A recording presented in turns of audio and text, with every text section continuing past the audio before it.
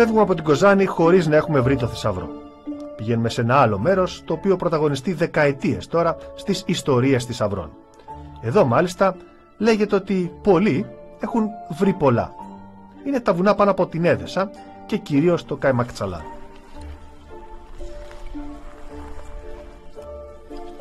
Στις πλαγιές του βουνού θα συναντήσουμε το Γιάννη. Έχει περάσει τα 70 και ακόμα περπατάει στα μονοπάτια μαζί με άλλους κυνηγούς.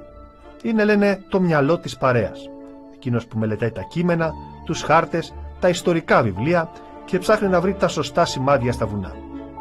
Μας μιλάει λοιπόν για τους πιο γνωστούς θρύλους θησαυρών στην περιοχή. Εγώ ασχολούμαι από τα μέσα της δεκαετίας του 70, περισσότερο σαν ένα γεγονός το οποίο με ιντριγκάρει, δηλαδή το παρελθόν με ιντριγκάρει πολύ και αισθάνομαι μεγάλη τέτοια, να βρω έστω και ένα απλό αντικείμενο μου δίνει μεγάλη όθηση προς τα πάνω. Δηλαδή αισθάνομαι πολύ ωραία. Δηλαδή, πάνω από μισό αιώνα δηλαδή. Ναι, πάνω από μισό αιώνα. Ωραία, από όλες αυτές τις ιστορίες που έχεις ακούσει, να μου πεις αυτές που πραγματικά έχουν μια ουσία από πίσω. Μιλάμε τώρα για κάποιους μεγάλους θησαυρούς που υπάρχει. Ακριβώς. Αληθοφάνεια, όχι, δεν είναι ούτε ένας μύθος, ούτε μια μυθοπλασία, απλώς ένα γεγονός. Ιστορικά βέβαια είναι το πιο μεγάλο θησαυρό που ίσως έχει κρυφτεί στην περιοχή, που δεν ξέρουμε από πού, το Αλή Πασά, ο οποίος είναι Πασά στα Γιάννη και έχει ένα κομμάτι από την Αλβανία σχεδόν μέχρι την Έδεσα και την Άουσα. Ήταν από τους μεγαλύτερους τσιφλικάδες φεουδάρχες στην εποχή του 18ου αιώνα, τέλη 18ου, αρχές 19ου. Και μόνο στην υψηλή πύλη, θα σας πω, πλήρωνε το χρόνο σε σημερινές τιμές 3 εκατομμύρια ευρώ. Και είχε πάρα πολλά, δηλαδή πάρα πολύ χρήσιο νόμο. Και αυτό κάποια στιγμή έκρυψε, γιατί το τέλος του ξέρουμε, στο τέλος βρέθηκε σε πιάτο το κεφάλι του στην υψηλή πύλη. Και αυτός έχει κρύψει το θησαυρό και ψάχνουν πανελλαδικά να βρουν αυτό το θησαυρό. Και είναι εδώ ίσως για σένα. Στη βόρεια, ναι, εδώ στη Βόρεια Ελλάδα. Είναι τώρα μεταξύ, σας λέω, από Ιωάννινα μέχρι εδώ πέρα. Τώρα σε ποια περιοχή να τα έχει κρύψει, αυτό είναι, αλλά ότι υπάρχει, γιατί τότε δεν υπήρχε κατά φημισμό μια τράπεζα η οποία να κρατάει. Γιατί θησαυρό μιλάμε, ξέρει κανείς το μέγεθός του? Τεράστιος θησαυρός, δεν υπάρχουν κάποιες πηγές, ας πούμε, που να αποδεικνύουν το μέγεθος του θησαυρού, αλλά μιλάμε για τεράστιο θησαυρό. Όλο το πλούτο της περιοχής αυτό, Ήπειρο μέχρι την Κεντρική Μακεδονία και την Αλβανία, αποζημούσε αυτός Άρα ο μεγαλύτερος θησαυρός στη Βόρεια Ελλάδα που υπάρχει είναι ο θησαυρός του Αλή Πασά. Και ένας θησαυρός ακόμα που υπάρχει στη διάρκεια του εμφυλίου πολέμου είναι το 1948, εθέλαν οι αντάρτες, έχουν πάρει πάρα πολύ χρυσό, δεν ξέρω για τον αριθμό συγκεκριμένα, 16-18 κυβότια χρυσές λίρες, τις οποίες θα σε αξιοποιήσουν να κάνουν ένα αεροδρόμιο εδώ στη Βόρεια Ελλάδα και αεροπλάνα, τα οποία θα παίρνουν από τη Τσεχία για να μπορέσουν να αντικρούσουν τις επιθέσεις του ελληνικού στρατού, εθνικού στρατού, οι οποίοι είχαν την υποστήριξη των Βρετανών και των Αμερικανών αεροπλάνων. Και οι πρώτοι να πάρουν που πέσανε, εδώ έγινε στον εμφύλιο πόλεμο για στα βουνά, τα δικά μας εδώ πάνω έχει γίνει. Οι λίρες αυτές από πού ερχόντουσαν, ποιος τις έστελνε? Οι λίρες αυτές ερχόντουσαν από την Αγγλία. Το διάστημα της κατοχής των Γερμανών τις ρίχνανε με αεροπλάνα σε σημεία που επικοινωνούσαν με τους αντάρτες και ένα επίπεδο μέρος εκεί ανάβανε φωτιές και σε εκείνο το σημείο ρίχνανε τι προμήθειες είχαν λίρες, στέλναν όπλα, ηματισμούς και τέτοια. Και έχουν κρύψει σε κάποιες σπηλιές σε μεγάλους θησαυρούς και κάποιοι ψάχνουν και σημάδια, δηλαδή έχουν κάνει, λέει, σημάδια πάνω σε βράχων, έχουν σκαλίσει, έχουν κάνει για να που δείχνουν την αρχή του θησαυρού.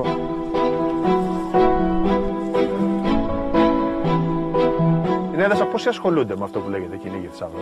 Πολλοί κόσμος. Δεκάδες, δεν μπορώ να κάνω. Βλέπω και σε κάποια σημεία μαζεύονται εκεί πέρα και αναλύουν χάρτες, σημάδια, φωτογραφίες από σημάδια, από βράχους, από τέτοια. Εκείνο, πού το είδες αυτό? Το είδες σε εκείνο το βουνό. Και οργανώνονται και πάνε το κυνήγι το θησαυρό. Άλλος βρήκε 15 κομμάτια, άλλος 20 κομμάτια, μικροποσά δηλαδή. Δεν ξέρω κάποιον που να έχει βρει μεγάλη ποσότητα, γιατί οι μεγάλες ποσότητες ήταν και καλύτερα κρυμμένες, ας πούμε. Γιατί τώρα ένας αντάρτης είχε στην τσέπη του επάνω, γιατί κάποιοι κρατούσαν και αντάρτες.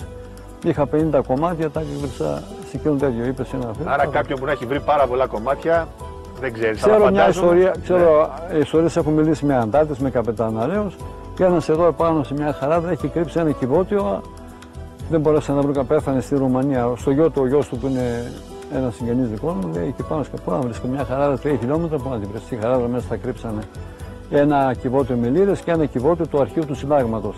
για να μην πέσουν στα χέρια του στρατού και το κρύψαν. Τα θάψαν μέσα σε μια χαράδα. Πάνε βρε. Είχα βρει πριν 20 χρόνια περίπου.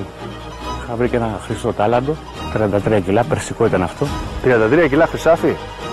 Είσαι πλούσιος, Δημήτρη, με τα βάρκα. Όχι, φτωχός.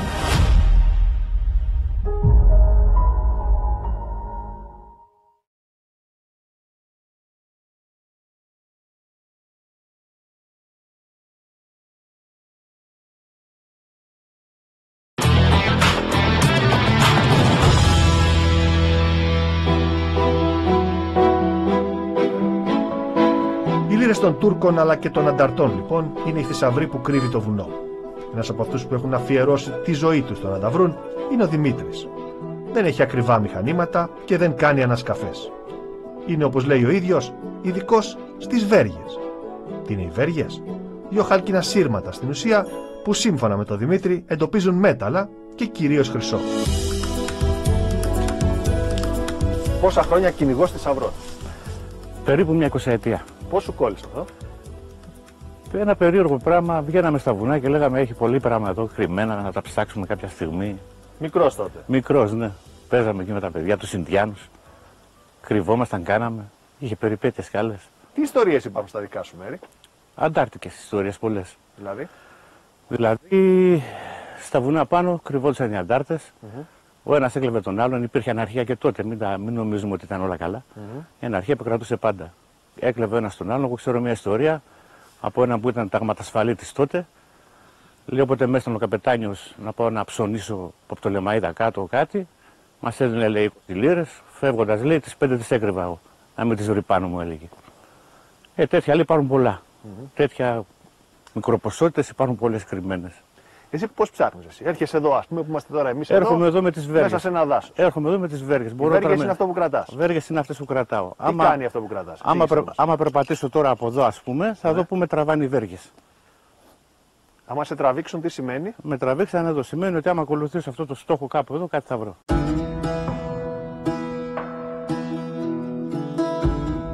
Κάποιος ο οποίος ξεκινάει να ψάξει. Θέλω εγώ να ψάξω, ας πούμε. Πρέπει να ξέρει κάτι. Δηλαδή, εσύ ξέρεις να χειρίζεσαι τις βέργες. Σωστά, άμα μου τις δώσεις εμένα, ξέρω να τις χειριστώ? Όχι. Σε καμία περίπτωση. Πού το έμαθες αυτό? Αυτό θέλει χρόνο για να το μάθεις. Δεν είναι εύκολο κομμάτι. Η ραβδοσκοπική βέργα έχει πολλές λεπτομέρειες που πρέπει να κοιτάξεις. Που πρέπει να στις δείξω για να δεις δηλαδή, τι σημαίνει. Εσύ, άμα και να πειραματιστείς, θα σε πάρει 1, 2, 3 χρόνια. Για δώστε μου λίγο να τα δω. Για να μάθεις να τις διαβάζεις. Πας εκεί που ήσουνα. Εγώ λοιπόν το κρατάω. Είδες, σε μένα στρίβουν από την άλλη μεριά. Σε σένα δεν στρίβουν καθόλου. Χαμένες είναι. Μία πάει από εδώ, η άλλη από εκεί. Θα πρέπει να τις ζυγίσεις καλά, θα πρέπει να την κυκλizές τη βέργα. Κλειστοί αγκώνες εκεί. Άρα κάτι κάνω λάθος. Πολλά. Δεν έχω ελπίδα, λες. Σε καμία περίπτωση. Θα πρέπει να τις εκπαιδεύσω. Λες να πιάνω τις κάμερες προς το παρόν? Τίποτα δεν πιάνει. Τίποτα δεν πιάνω. Τις τρέφουμε προς τα κάτω ή το... Μία κλίση να έχουν προς τα κάτω. Για να ζυγίζονται. Μία κλίση ελαφριά. Όχι πολύ το έκανες. Και άμα οι λίρες είναι στο δέντρο πάνω κρυμμένες, θα τις πιάσει. Πιάνει πεδία. Πεδίο πιάνει. Δεν σου λέει και έχει λίρες. Πιάνει ένα πεδίο που ωραία, το και δημιουργεί ας πούμε λίρα. ότι έχει κάτι κρυμμένο εδώ. Τι θα κάνουν οι βέργες? Θα έρθουν και θα ταιριάξουν εκεί? Θα έρθουν και θα κλείσουν κατευθείαν. Θα έρθουν και θα κλείσουν έτσι δηλαδή. Έχετε κάτι χρυσό πάνω σας? Εγώ δεν έχω. Βγάλε κάτι χρυσό. Βέρα. Ωραία, έλα τη θάψουμε να την πούμε. Βέρα δεν έχει. Ορίστε. Έχουμε και πεντόλιρο. Ωραία. Ας πούμε ότι έχουμε το πεντόλιρο, ας μην θάψουμε τη βέρα σου καλύτερα. Πρόσεξε να δεις πώς λειτουργεί η βέργα τώρα. Για κάντε εσύ που ξέρεις. Για να βρεις το θησαυρό, ποτέ δεν θα πέσεις πάνω. Θα πιάσεις το πεδίο. Μάλιστα. Να σου δείξω. Αυτό είναι το πεδίο. Όταν που έκλεισε πάνω σου, τι σημαίνει? Σημαίνει ότι έχει πιάσει ένα πεδίο χρυσού. Μάλιστα. Όταν πάω ακριβώς πάνω από τη λίρα, το χάνω. Δουλεύει σαν στροβιλισμός. Εδώ ανοίγει. Έτσι ξεχωρίζεις το πεδίο του χρυσού. Που σημαίνει ότι καταλαβαίνεις που ήσουν. Που σημαίνει ότι έχει πιάσει χρυσό. Τα άλλα μέταλλα δεν το κάνουν αυτό. Η βέργα από τι μέταλλο είναι? Χάλκινες. Χάλκινες. Τώρα είμαι ακριβώς από πάνω. Καταλαβαίνω ότι έχει στόχο κάτω. Γιατί έχω πιάσει ήδη το πεδίο. Κάνω πίσω. Πιάνω πάλι πεδίο. Και εδώ το χάνω τελείως. Σου λέει δεν πιάνεις τίποτα. Άρα καταλαβαίνεις ότι είναι μέσα στο 1 μέτρο που είναι μπροστά σου. Μπράβο. Όχι, δεν το καταλαβαίνεις αυτό. Αυτό το καταλαβαίνεις αλλιώς. Όταν πιάσω το πεδίο, μπορώ να καταλάβω την απόσταση που έχει, το βάθος. Δηλαδή τώρα με ένα χτύπημα θα ανοίξει και τον επιφανειακό. Κατάλαβες, σου λέμε στους 30 πόντους με 0. Ο Δημήτρης υποστηρίζει ότι ο κόπος του όλα αυτά τα χρόνια δεν έχει πάει χαμένος. Το αντίθετο μάλιστα. Μας λέει τι έχει βρει, χωρίς να φοβάται τα μπλεξίματα με τις αρχές, γιατί στο κάτω-κάτω, όπως λέει, και να σε πιάσουν, φυλακή δεν πας για πλημμένα. Το χόμπι αυτό, Σαράκι, πες το εσύ όπως θες, σου μπήκε πριν από 20 χρόνια. Πριν από 20 χρόνια, πριν παραπάνω χρόνια. Αλλά πριν 20 χρόνια κάτι είχα βρει. Κάτι καλό. Από τότε ξεκίνησε τα. Γλυκάθηκα τότε και λέω εδώ είμαστε. Τι βρήκες πριν 20 χρόνια λοιπόν? Πριν 20 χρόνια είχα βρει ένα πιθάρι. Σε ποια περιοχή? Στο Βέρμιο. Ήταν ένα πιθάρι, είχε καλά κομμάτια μέσα, είχε 275 κομμάτια. Λίρες. Λίρες. Με τις σημερινές τιμές, μια χαρά μπάζα τότε οι λίρες, έτσι. Με τις σημερινές τιμές καλά ήταν, αλλά ήταν λίγα. Λίγα. Και κασόνι έχω βρει. Είχε μέσα 2.500 κομμάτια. 2.500 λίρες. Ήταν καλά. Αυτά ήταν καλά. Τι άλλο? Είχα βρει πριν 20 χρόνια περίπου. Είχα βρει και ένα χρυσό τάλαντο. 33 κιλά, περσικό ήταν αυτό. 33 κιλά χρυσάφι. Είσαι πλούσιος, Δημήτρη, να τα βάλουμε. Όχι, φτωχός είμαι. Από τους πλούσιους φτωχούς. Από τους πλούσιους φτωχούς. Αυτά φεύγουν εύκολα. Θέλω να πω ότι, βρίσκουμε ένα τάλαντο 33 κιλά, βρίσκουμε λίρες. Όχι, δεν φεύγουν εύκολα. Αυτά το λιώνεις. Το λιώνεις και το διώχνεις κομμάτι-κομμάτι. Τώρα που είναι σφίξει λίγο τα πράγματα γενικώς, δεν φοβάσαι μήπως κάποια στιγμή σε μια έρευνα σε μαζέψουν κιόλας και σου πούνε έλα εδώ εσύ Δημήτρη γιατί δεν έχεις πάρει άδεια και σκάβεις εδώ? Εντάξει, μια μέρα αυτό φορά είναι. Αύριο είσαι έξω. Σωστό είναι αυτό. Δεν είναι και κακούργημα. Ναι, δεν είναι κακούργημα, πλημέλημα είναι. Άρα λες, ας το πάρουμε το ρίσκο. Ναι, το ρίσκο το σηκώνεις. Σε έχουν πιάσει ποτέ? Μία φορά. Πόσο έμεινες μέσα? Δεν έμεινε, όχι. Δεν έμεινε. Μπαμ. Χαζός είναι αυτό, λένε άστο να ψάχνει. Έχεις εξασφαλιστεί τώρα για την υπόλοιπη ζωή σου από αυτά που έχεις βρει? Για 20 γενναίες.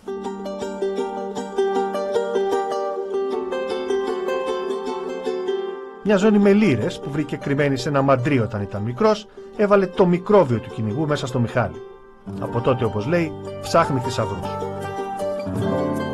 Ξεκίνησα από πολύ μικρή ηλικία, περίπου των 17 ετών,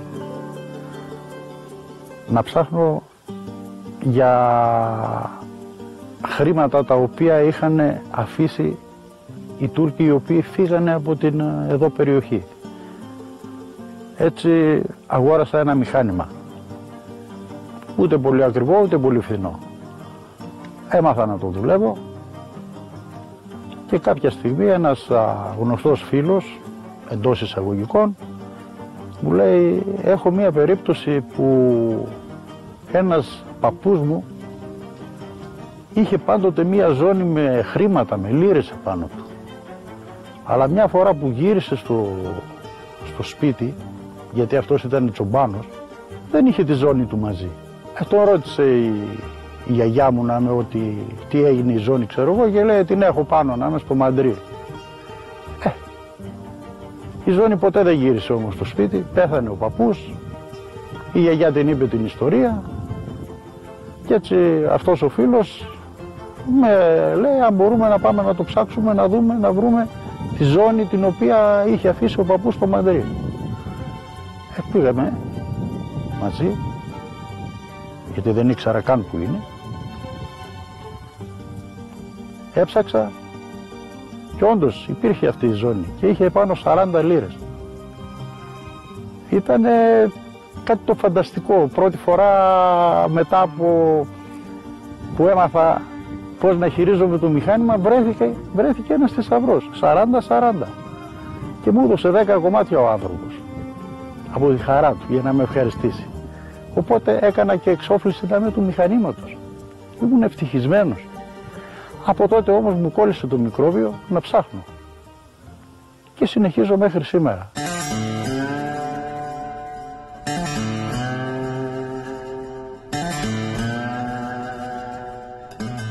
Στο ίδιο βουνό κάνει έρευνες δεκαετίες τώρα ο Γιώργος. Είναι ίσως η πιο εμβληματική μορφή στο κυνήγι θησαυρών στη χώρα, καθώς ασχολείται επαγγελματικά εδώ και δεκαετίες. Και είναι ο μόνος που βγάζει σίγουρα λεφτά από όλο αυτό, καθώς εισάγει και εμπορεύεται σε όλη την Ελλάδα τα μηχανήματα που χρησιμοποιούν όλοι οι υπόλοιποι. Ξεκίνησα από μικρός, ψάχνοντας για μέρη που είχαν θησαυρούς. Τα λες μικρός? Μικρός σε ηλικία από 13 χρονών, γιατί ζούσα μέσα σε ένα χώρο που άκουγα πάρα πολλές ιστορίες, ζούσαν πάρα πολλοί άνθρωποι που ζήσαν τον εμφύλιο πόλεμο. Ήταν το καφενείο που είχαμε στο χωριό, εκεί μέσα μάθαμε τα πάντα, ο καθένας έλεγε την ιστορία του. Ιστορίες, άκουγα ιστορίες πάρα πολλές και έτσι με τρέλαινε αυτό το κομμάτι, πήγαινα και σχολείο συγχρόνως και ξεκίνησα να ψάχνω θησαυρούς με έναν γιατρό. Πιτσιρίκος μόνος. Πιτσιρίκος. Ένας γιατρός έψαχνε ένα θησαυρό, ήθελε ένα άτομο πιο νέο γιατί ήταν Πού λες, ποια περιοχή? Στην περιοχή εδώ στο Καΐ Μάξαλαμπάνο, στους πρόποδες του βουνού, στα σερβικά μνήματα. Εκεί ξεκινήσαμε ψάχνοντας ένα τεράστιο ντουβάρι. Αυτός δεν μπορούσε να δουλέψει τα μηχανήματα, τα ηλεκτρονικά. Μπορούσε βέβαια να ψάχνει, δεν ήταν και μεγάλος ηλικία, ήταν 68 χρονών, είχε βγει στη σύνταξη και είχε μια ιστορία από τον αδελφό του ότι εκεί πέρα έχει κρύψει ένα θησαυρό και είχε φύγει στην Τσεχία. Και ήρθε αυτός εδώ πέρα να το ψάξει. Βέβαια και έχει πάρα πολλά ντουβάρια. Το ψάξαμε. Τελικά δεν το βρήκαμε το θησαυρό, όμως μου έμεινε η αγωνία που είχε, με πρόσεχε. Είχα το φαγητό μου, είχα το μεροκάματό μου. Και γλυκά. Και γλυκάθηκα. Και μετά από εκεί και πέρα κοίταξα να αγοράσω κι εγώ ένα μηχάνημα. Έφερα ένα μηχάνημα από την Αμερική, τότε ήταν δύσκολα χρόνια. Πώς θα το φέρω, σε κομμάτια. Το έφερα και αρχίνησα να ψάχνω συνέχεια. Και τότε όλοι ξέραν ότι είχα μηχάνημα στο χωριό, ερχόντουσαν σε μένα, μου λέγανε ιστορίες. Κάθε ιστορία ήταν διαφορετική. Αρχίσαμε να ψάχνουμε σε σπίτια μέσα που ήταν όλοι ανταλλάξιμοι στο χωριό μου, γιατί εμείς είμαστε πρόσφυγες, έχουμε έρθει βάσει θρησκείας, όχι βάσει κρατών. Οι Τούρκοι νομίζαν ότι θα ξαναγυρίσουν στο ίδιο χωριό και δεν ήρθανε ποτέ. Ούτε και εμείς μπορέσαμε να γυρίσουμε στην πατρίδα μας. Να σου πω, αν τα βάλεις κάτω, πόσα χρόνια ασχολείσαι? Ασχολούμαι πάνω από 40 χρόνια. Εσύ τώρα ασχολείσαι και επαγγελματικά με αυτό που λέγεται κυνήγι θησαυρών, προμηθεύοντας τα μηχανήματα που χρειάζονται για αυτήν τη δουλειά. Κοίταξε, η αλήθεια είναι ότι τώρα τελευταία υπάρχει τεχνολογία, τεχνοδοσία και κοινοτομία. Τα μηχανήματα είναι πολύ δυνατά, όμως δεν μπορούν να κάνουν θαύματα. Οι αποστάσεις που μπορούν να βρουν τα μηχανήματα είναι το πολύ στα 2 μέτρα.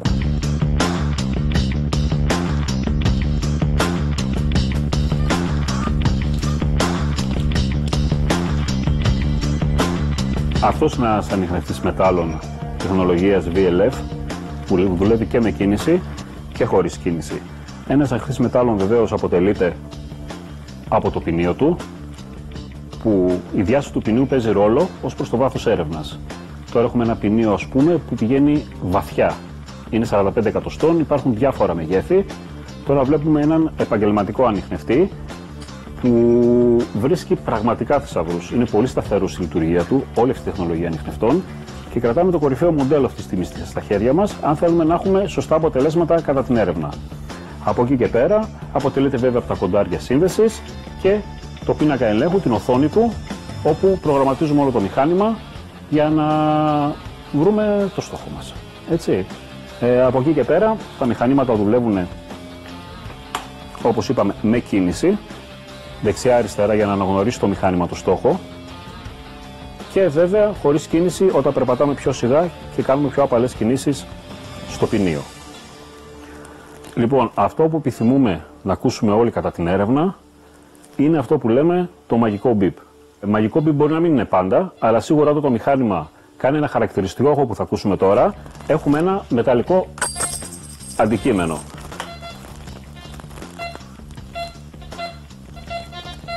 Κατά αυτόν τον τρόπο το μηχάνημα αναγνωρίζει το στόχο όταν δουλεύω με κίνηση. Και όταν δουλεύω χωρίς κίνηση, το μηχάνημα αναγνωρίζει το στόχο χωρίς πλέον να κουνάω το ποινίο μου.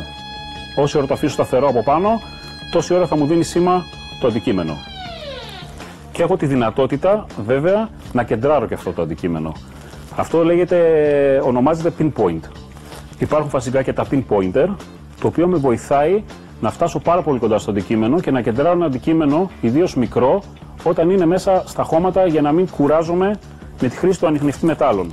Πολύ απλά το βάζω σε λειτουργία, πλησιάζω το στόχο και βλέπετε πόσο κοντά πρέπει να φτάσω για να μου δώσει το σήμα που χρειάζομαι.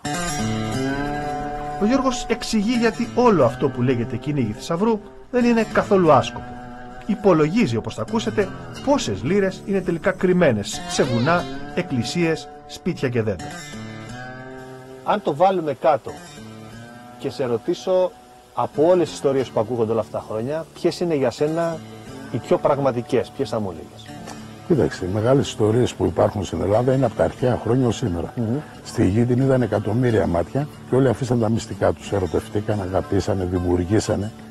Και όλοι στη γη θα πάμε, γιατί είναι ένα χωνευτήρι. Επί εποχή του Μακεδονίας, επί του Φιλίππου, ξεκίνησε σιγά σιγά η Ελλάδα να μεγαλώνει, η Μακεδονία να συγχωνεύονται πόλη, κράτη που ήταν παντού. Και μεγάλος ο θησαυρός που έχει έρθει επί εποχή του Μεγάλου Αλεξάνδρου, γιατί η μάνα του ήταν εδώ, στέλνανε από την Περσόπολη μόνο 120.000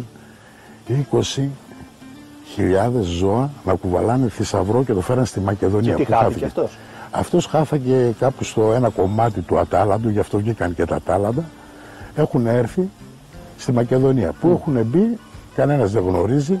Πιστεύω υπήρχαν σημεία σωστά. Αυτή είναι μεγάλη θησαυρή, είναι θρυλική θησαυρή. Όποιος τους βρει δεν μπορεί να τους κάνει κουμάντο. Από τις πιο πρόσφατες ιστορίες? Πιο πρόσφατες ιστορίες είναι από τον Εφήλιο, από την Ορθωμανική Αυτοκρατορία που ήταν εδώ πέρα στη Βόρεια Ελλάδα και σε όλη την Ελλάδα.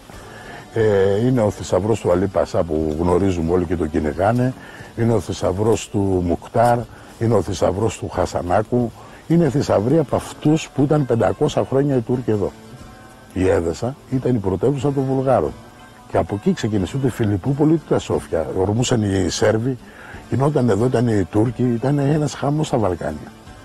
Και ο πόλεμος που έγινε πάνω, ο φωνικός πόλεμος στο Καϊμάξαλα, εκεί έχουν πάρει στον πρώτο και στο δεύτερο και στους Βαλκανικούς πολέμους, φτιάξανε από την Καρατζόβα ολόκληρο τρένο και ανέβηκε στα 2.000 μέτρα για να πάει εφόδια. Γιατί πολεμούσανε και οι νεκροί ήταν πάνω από 47.000 νεκροί σε μία μάχη.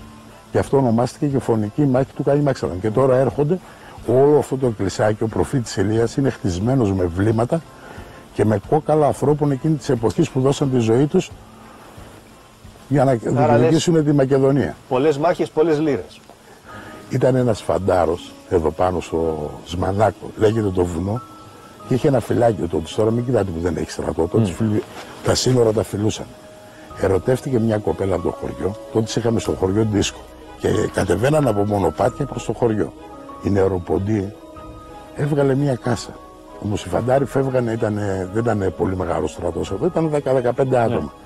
Κατεβαίνοντας στο χωριό, βρήκε στο μονοπάτι, ντεμέκ μονοπάτι, γιατί τότε είχε γηδοπρόβατα εδώ, υπήρχε κτηνοτροφία, υπήρχε ζωή. Βρήκε στο μονοπάτι μια κάσα. Την έβγαλε, την είδε και την ξανάβαλε. Σκέπασε, δεν είπε τους άλλους τίποτα, κατεβήκανε στο χωριό. Μετά ανέβηκαν πάνω, δεν ξαναμπόρεσε να κατέβει γιατί φύγανε. Έφυγε με μετάθεση. Και είπε όταν θα απολυθεί θα έρθει να το βρει. Το ψάξε σαν τρελός, έχω πάρει μέρος σε αυτή την έρευνα. Δεν ξέρει από πού κατέβηκε. Γιατί από το βουνό στην κατηφόρα κατεβαίνεις από τους πιο σύντομους δρόμους. Δεν ήταν δρόμοι καταρχήν, ήταν μονοπάτια, τώρα που κλείσανε. Και ήρθε να το ψάξει και δεν μπόρεσαμε να το βρούμε. Εντάξει, γιατί έφαγε πάρα πολύ χρόνο, ερχόταν επί 2 χρόνια. Έχουμε πάει μαζί 20 φορές, δεν μπόρεσα να το βρω. Μία από τις πιο γνωστές ιστορίες θησαυρών που μάλιστα έφτασε ως τη Βουλή να συζητείται είναι αυτή του Αρχάγγελου στην Αλμοπία. Εκεί βρίσκεται το μοναστήρι των Αρχαγγέλων. Στα θεμέλια του λοιπόν υποτίθεται ότι κρύβεται ένας μεγάλος θησαυρός. Μια περίεργη ιστορία με παράνομες ανασκαφές αλλά και πληροφορίες για ενδιαφέρον ακόμη και από κρατικές υπηρεσίες. Ο θρύλος για την Ιερά Μονή Αρχαγγέλου Μιχαήλ που βρίσκεται στην Αλμοπία έλεγε ότι γύρω στη μονή υπήρχε χρυσό. Ο θρύλος αυτός είχε διαδοθεί κυρίως μέσα από την προφορική παράδοση που έρχεται από τα βάθη των αιώνων, καθώς στην Μονή Αρχαγγέλου Μιχαήλ ήταν ένα κέντρο του μακεδονικού αγώνα κατά τη διάρκεια των Βαλκανικών πολέμων, αλλά και νωρίτερα από τη Βυζαντινή περίοδο σώζονται μαρτυρίες ότι υπήρχε ένα μοναστήρι ακμαίο στην περιοχή. Και για τον λόγο αυτό δημιουργήθηκε ο θρύλος ότι στο μοναστήρι υπήρχε και κάποιος χρυσός, ο οποίος όμως ποτέ δεν βρέθηκε. Το Δεκέμβριο του 2022 η Αστυνομική Διεύθυνση Αττικής και το Τμήμα Αρχαιοκαπηλείας έκανε έρευνα στη Μονή προκειμένου να διαπιστωθεί αν από το μοναστήρι του Αρχαγγέλου υπάρχει κύκλωμα δαχτυλοκαπηλείας και αν έχει βεβαιωθεί το μοναστήρι. Πράγματι, το μοναστήρι ήταν κλειστό για πολλές εβδομάδες, για αρκετές μέρες και γίνανε έρευνες και στη συνεργασία με το Τμήμα Γεωλογίας του Πανεπιστημίου Θεσσαλονίκης, από το Αριστοτέλειο Πανεπιστήμιο Θεσσαλονίκης. Ωστόσο, όπως μας έχουν πει, δεν έχει βρεθεί τίποτα απολύτως. Και γενικά επαληθεύτηκε ότι ήταν ένας απλά θρύλος ο οποίος δεν ανταποκρίνεται στην πραγματικότητα.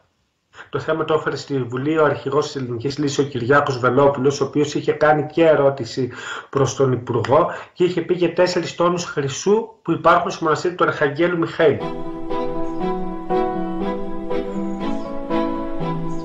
Όταν έχεις απέναντί σου έναν κυνηγό θησαυρών, δεν μπορείς βεβαίως να μην τον ρωτήσεις τι έχει βρει όλα αυτά τα χρόνια. Ξέρεις πάντα ότι η απάντηση που θα πάρεις μπορεί να είναι αλήθεια, μπορεί να είναι και ψέμα. Ο Γιώργος πάλι έχει ως επιχείρημα την οικονομική επιφάνεια που έχει αποκτήσει, αλλά και βίντεο. 40 χρόνια. Πριν πάμε σε όλα τα άλλα, σε αυτά τα 40 χρόνια εσύ προσωπικά έχεις βρει κάτι? Κάποιος που βρίσκει ένα θησαυρό δεν το λέει, γιατί έχει να κάνει με την εφορία, έχει να κάνει με το κράτος. Όποιος ψάχνει βρίσκει. Θα σε ξαναρωτήσω, έχεις βρει πράγματα? Κοίταξε, άμα πω ότι δεν βρήκα, όλοι που με ξέρουν βλέπουν ότι έχω εργοστάσια, βλέπουν ότι έχω μια τεράστια περιουσία. Όλοι αυτό λένε. Δεν τελειώνει η σπηλιά που βρήκες, μου λένε. Κοιτάξτε να δείτε. Δουλεύω και συγχρόνως, μ' αρέσει η δουλειά, ψάχνω, είναι το χόμπι μου. Τον ελεύθερο χρόνο ασχολούμαι με αυτό. Ξεκίνησε το πρώτο κεφάλαιο από κάτι που βρήκες. Εγώ δεν είμαι εφορία να σε ρωτήσω πόσα βρήκες και αν τα δήλωσες, αλλά θα πούμε ότι ξεκίνησε το κεφάλαιο, ξεκίνησε η δουλειά σου και οι επενδύσεις σου από πράγματα που βρήκες μετά. Εννοείται, γιατί άλλαξε η ζωή μου, γιατί περνάς απέναντι. Όταν βρίσκει κάτι, ξεχωρίζεις. Αυτός που βρίσκει ένα θησαυρό είναι βασιλικό μέταλλο, έχει τεράστια αξία. Το είχαν οι βασιλιάδες, οι φτωχοί δεν είχαν χρυσό. Έλα μέσα στα μάξι, κύριε. Δείτε λοιπόν βίντεο σαν αυτό, με τον ίδιο και τους φίλους του να βρίσκουν ένα πιθάρι λίρες. Πού είναι ρε κύριε Φόρη, πού είναι? Τι είναι αυτό εδώ πέρα, τι όμορφο πράγμα είναι. Μία πέτρα γεμάτο τρύπες. Είναι ο χάρτης της περιοχής. Αυτό εδώ πέρα που βλέπεις αυτές οι τρύπες, είτε τις φτιάξαν οι Τούρκοι, είτε οι κομιτατζίδες, είτε οι αρχαίοι. Πραγματικά είναι πανέμορφο αυτό το σημείο. Κοίταξε εδώ πέρα, βλέπεις εδώ. Εδώ κάνει ένα σταυρό. Βλέπεις, εντάξει, εγώ έχω δει πολλά ρε παιδί. Όμως αυτές οι τρύπες είναι να ξέρουμε χάρτη. Ψάξουμε εδώ πέρα γύρω, να δούμε τι έχει. Ρε το πάνε, δεν πάμε για λίρες ακόμα, έλα, έλα. 1, 2, 3, 4. Παιδιά, εδώ θα σκάψουμε. Ρε παιδιά, αυτό είναι πολύ βαρύ.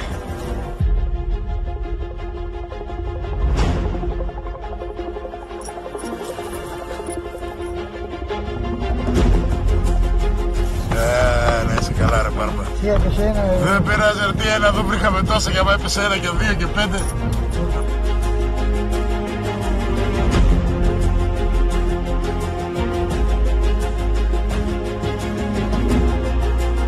Εύκολα να σου πέντε. Χίλια μόνο, 1000 ρε τέτοιο. 1000. Εκείνος που δεν έχει βρει τίποτα, ίσως λέει ότι βρίσκει πάλι για να γλιτώσει την καζούρα. Εκείνος που βρίσκει, στην πραγματικότητα δεν έχει κανένα λόγο για να το πει. Και αυτό γιατί αν το δηλώσει, η μισή αξία του θησαυρού πρέπει υποχρεωτικά να πάει στο